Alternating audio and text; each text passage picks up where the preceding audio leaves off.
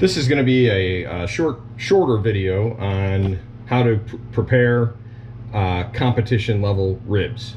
There's going to be some trimming of excess meat, ugly ribs, and you may think it's wasteful, but you don't barbecue ribs to save money.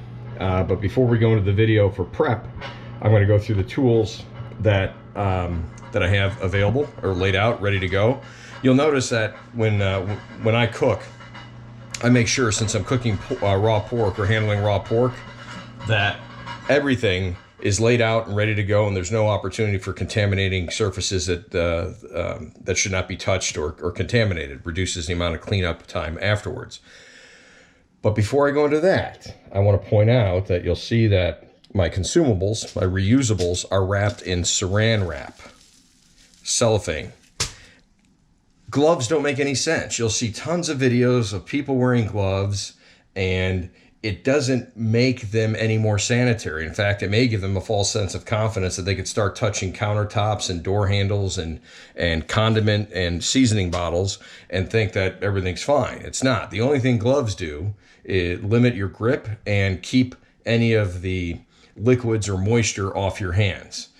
So what I do is I wrap all of my items that I can't put in a dishwasher, like this jar of seasoning or this bottle of mustard, in saran wrap.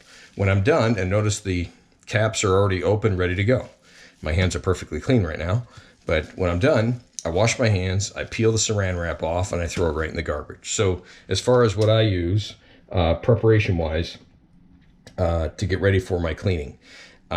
If you're wondering what the secret is to good ribs versus great ribs, it is all this step right now. In fact, I may not even shoot a follow-on video of how to smoke these.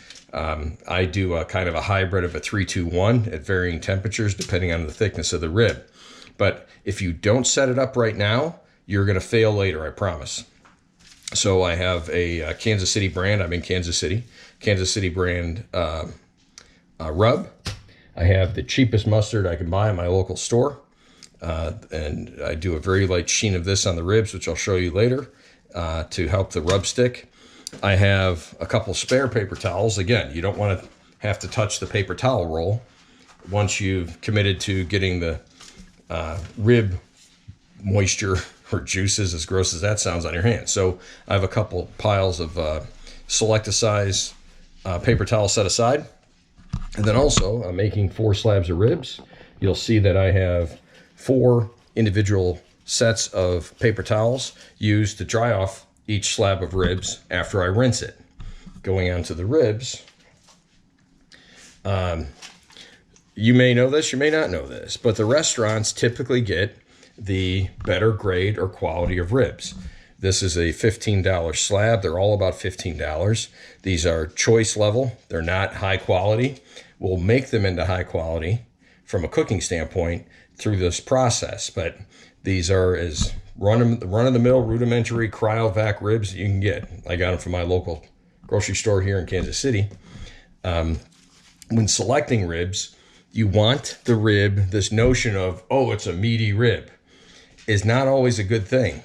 Because if you have a rack of ribs, and this one's a good example, that has a substantial amount of loin on top of the rib itself, that is going to set you up for either underdone ribs on this side or overdone ribs on this side.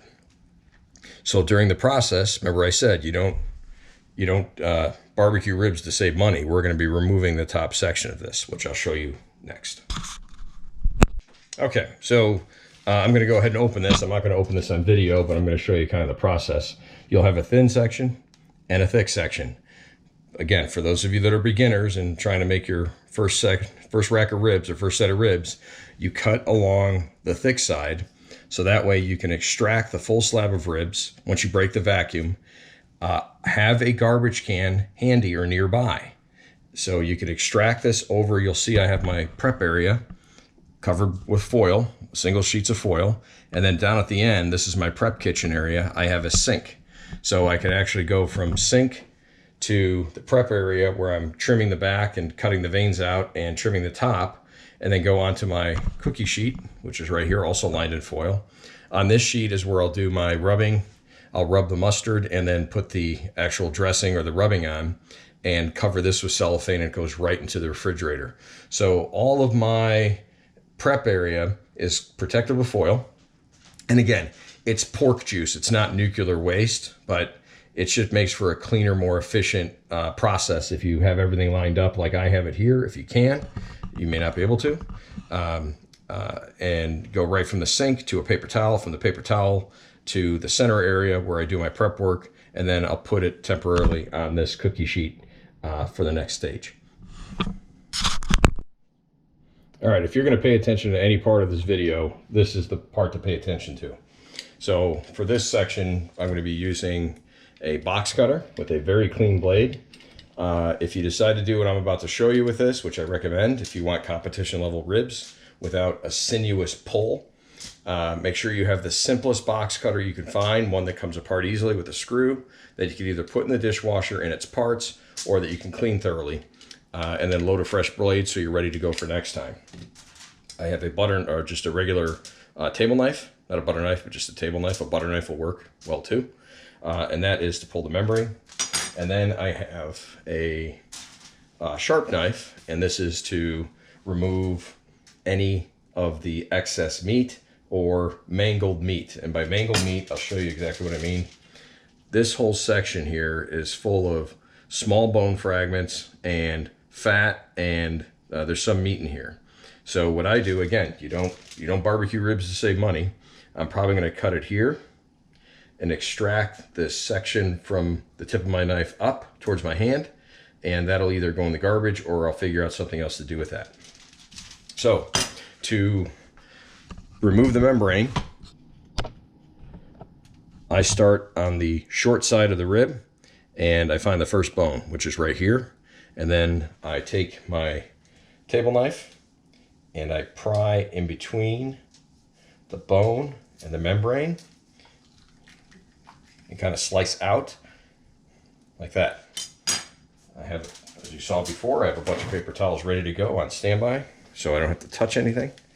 And this paper towel trick will save a lot of time. And sometimes the membrane comes off in a single sheet, sometimes it doesn't. This is one of the times it doesn't, not a big deal. Set that aside. We just redo the process where the membrane broke. I'd say probably half the time I get it in a single sheet, half the time I have to do a couple different pulls, depending on how the ribs are lined up. And you'll see that section that I said I plan on cutting off, the membrane kind of gnarls up there and no one wants to eat that. So I just have a small section back here that I'm going to complete the membrane removal on. Again, the paper towel is a lifesaver. Not my trick. Someone else showed me that. Pretty common. Put your pile of crap over here. And then I'm going to find what I consider the last presentable rib, which is right here. And I'm going to cut along it. And then down here at the end is where it always gets a little weird because you're trying to trace the rib pattern. So that is the piece that goes off, goes away. I'm going to cut this little excess off here. And keep in mind that when you're cooking barbecue for guests, family members, whatever, you want to start with a clean, presentable rib. People remember the worst rib that you gave them, I promise. And if you presented this to them and didn't take the time to cut that off, sure, you'll have more food for the money, but you're no longer in control of your guest experience. Now, down here, I'm going to leave as much as this as I can, but this area up here, starting right about here, I'm going to cross cut and take off some of that extra thickness. And there's some tendons and some cartilage in here. That's coming off. And try to finish it so there's no ridge. That looks pretty good. And again, I could use this meat for something else. To be honest with you though, I just throw it out. There's that. And you'll see here we have this little dangly, whatever the hell that is, that's gone. Now, I think you'd agree that that's probably a much better looking rib. I'm going to take a little bit of this off.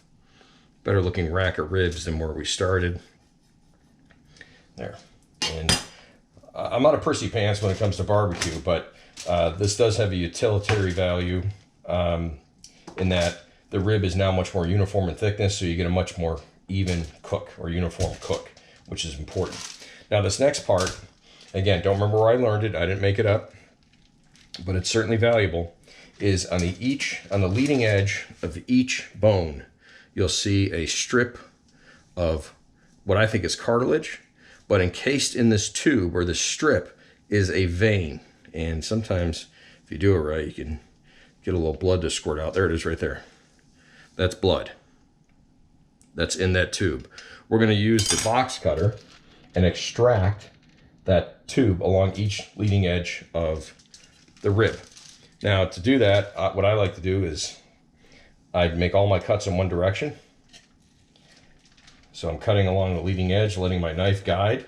This is slippery work. Make sure that your thumb or your hand, your fingers are out of the way. I know you're not supposed to cut towards yourself, but there's an element of control here, and I find it easier, my personal experience, to cut this way as opposed to away.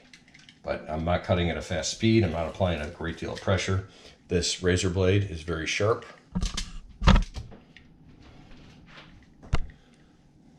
So I'm not exerting a lot of force.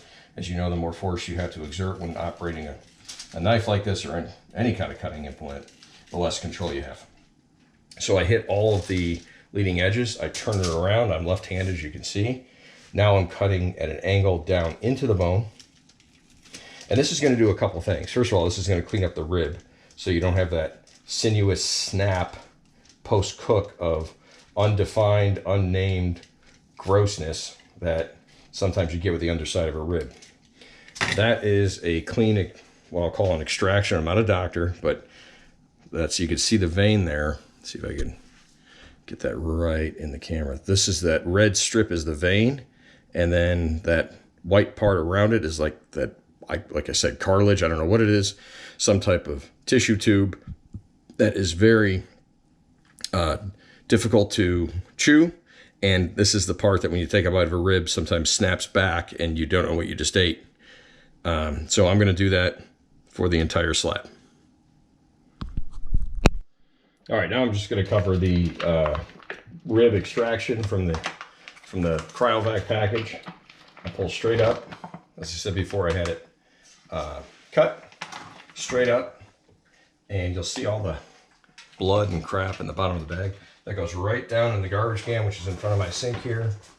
I turn the faucet out with the top of my hand, give it a quick rinse. Again, these little things, they may seem excessive to you, and if you don't do some of these things, you'll still be able to make a fine rib. This is kind of level 202 rib prep. A clean sheet of my paper towels for drying. And you'll find that in rinsing them, and taking out that vein on the other side of the bone, which I'll show you a clean one later before we go to covering these. Getting rid of the blood and that tendon will give you a smooth, less bitter taste and chew, which is exactly what you want. So that just requires a quick pat down. Put that off to the side. And now this rib is ready for trimming. Make sure I got it in the field of view here for you. This rib is now ready for trimming. And then rinse and repeat, membrane removal and vein removal on the back. So I'll be back when I'm done with the other 3 slabs.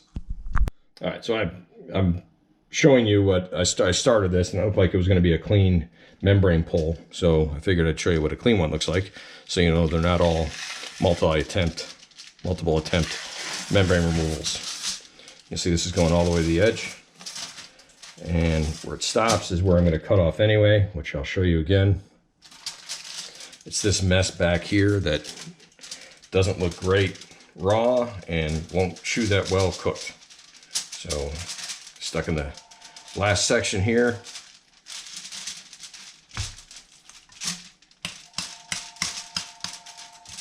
Always the most difficult.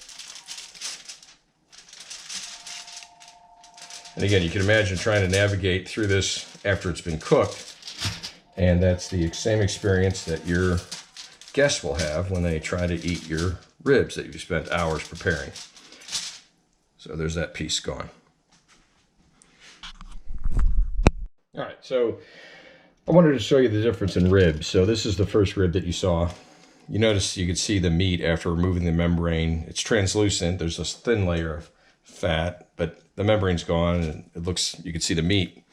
And again, typical with a grocery store, you get different qualities of meat. This one is a lot fattier. The membrane has been removed, and so has the leading edge vein, tube, or whatever you want to call it. But the good thing about doing the tube removal, you'll see that the smoke and the heat will be much more likely to penetrate more evenly because that vein has been removed. So both sides of the bone have this roughly the same exposure. But when you're doing this, you know, you're going to be spending hours on this. These are $15 slabs. That's not cheap, right? There's cheaper things to barbecue, but you're going to be spending some time and some money on this. Take the time to make sure that you are presenting a clean product. If you don't do it right now, you'll notice it later. And if no one else notices but you do, trust me, if you're vested in your smoking and the time, and your time is valuable to you, it's important that you have confidence when you deliver the food to the table. All right. 4 slabs of ribs. Clean. Ready to go. You can see the one in the middle is fattier, right here, towards the middle. Don't worry about that. All that fat will cook off. These will cook nice and uniformly because I cut that leading edge vein tube thing out, whatever that is. And they're nice and clean. So if you're good here, you'll be good going forward. As soon as you cut corners, pun intended, here, you'll pay for it later. Let me also say that this is a very sharp knife. Obviously, this is a box cutter. That's very sharp. If you're a total jackwagon when it comes to safety and knives, don't try this. Everything here is slippery. Everything here is close contact, close quarters with your hands and your fingers. And just don't try this if you don't have a fair amount of confidence you can do it without hurting yourself. You'll notice that these are dry. The reason why I dry after I rinse and before I do what I'm about to do now, one of the primary reasons is that it makes it a lot easier to handle. We're done cutting. We're actually done with the most meticulous or arduous part. Now we're just going to coat. So I start at the bottom. And again, as a reminder, I have my cheap yellow mustard wrapped in cellophane, lid already open. So I'm just going to apply just a little bit of mustard. This is, again, just to add a little bit of stickiness. It does cook off. So what'll end up happening, you don't want pools of it. What'll end up happening is that this will cook off, and once it cooks off, once the moisture leaves, the rub that I'm about to put on will stick a lot better than if you just put the rub on without some type of agent like this. Some people use honey, some people use barbecue sauce. Plenty of people use mustard like I'm using. Again, I didn't invent this. This is not my idea. This is just what I do. And you may have other thoughts on the matter. I guess keep those to yourself, because this works out well for me. I have not made a dry or undercooked rib yet. I'd probably just jinx myself. This may be the first time it happens, but all right. So evenly coated with mustard. Again, it's not science. Smoking is not science, right?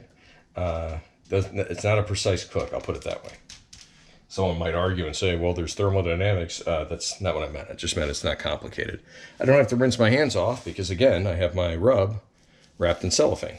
So I'm just going to apply a light coat to the bottom. Even. I say light. Right when I say light, it comes out way too fast. Doesn't matter. Just coat it.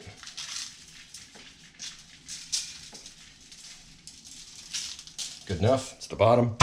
And then I put, and again, I'm on my foil.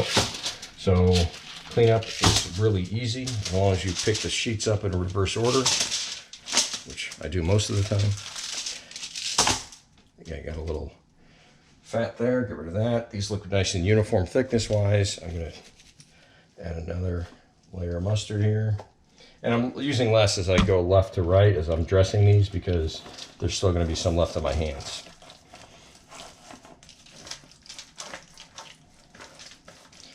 I promise you, if you follow these instructions, even if you don't have a smoker and you decide to go to the oven or cook these in the oven, you're going to have a nice finished product for your guests or yourself to enjoy, and you're not going to have any weirdness that sometimes accompanies ribs that people make that don't take the time to go through these steps. Okay. Nice and even coat. Hit it with the rub. Once I'm done here, I'm going to put these, as I said, on a cookie sheet I have that the tripod's actually sitting on right now. It's already foil wrapped, ready to go. And for my own preference, cooking style, I prefer not to have any pauses where I leave the cooking area and waste time, but also provides you the opportunity to cross-contaminate. Not cross-contaminate, I shouldn't say that. It should be, I should have said contaminate with raw pork, which you don't want to do. Some things you don't mess with. IRS, raw pork, probably others. All right, nice even coat.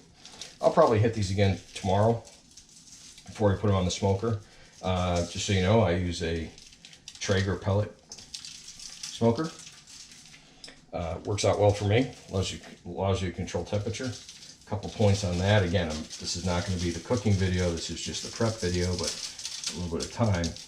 I cook them for 3 hours at 180. And 3 hours, when I've read, is the maximum. It allows for maximum smoke penetration. After the first couple hours, the meat stops absorbing smoke, and you kind of lose the flavor benefit of smoke, but you still have the moisture benefit from smoke that remains consistent throughout the cook. Again, if you're smoking, you could do this in the oven. If you do this in the oven, I would recommend spritzing these every 25 or 30 minutes during the first 3 hours at 180. At that point, you're going to cover them, make like a little boat, which I'll show in another video. Wrap them up tight. I put squeezy butter, margarine really is what it is. A little bit of apple juice, drizzle honey, meat side down, wrap the boat, put them in the smoker. The first 3 hours of the cook, you don't have to worry about taking temperature readings as long as the temperature on the appliance you're setting doesn't go above 185 or 190. Like I said, I keep mine at 180. Reason being is you're not at risk with the temperature setting of overcooking these, and the first 3 hour cook is not internal temperature sensitive. That's really you trying to get as much smoke flavor as possible. The same is partially true for the second part of the cook, which is the wrap. I like to wrap mine. Some people say 3, 2, 1, 3 hour smoke, 2 hours wrap, 1 hour back, open, exposed. I like to do them at around 200 degrees for about 3 hours. And again, that depending on how you're set up with your smoker and how the meat's behaving that day and ambient temperature and everything else, you could wind up with opening up that foil package and the rib falling off the bone, which you do not want. You want to make sure you put yourself in an opportunity to control the finished product. The last stage is when you're really checking for temperature, 185, 190, winter chicken dinner, you pull the ribs. Again, that was not a tutorial on how to cook these. I was just giving some pointers as I finish getting these prepped and ready to go. We're done. So 4 slabs of ribs, nice mahogany color, pre-cook. They're going to go into the refrigerator once on the cookie sheet and covered in cellophane, and there they will sit overnight. Any questions or comments, feel free to opine below. If not, I hope you found this useful and enjoy making ribs, hopefully this weekend.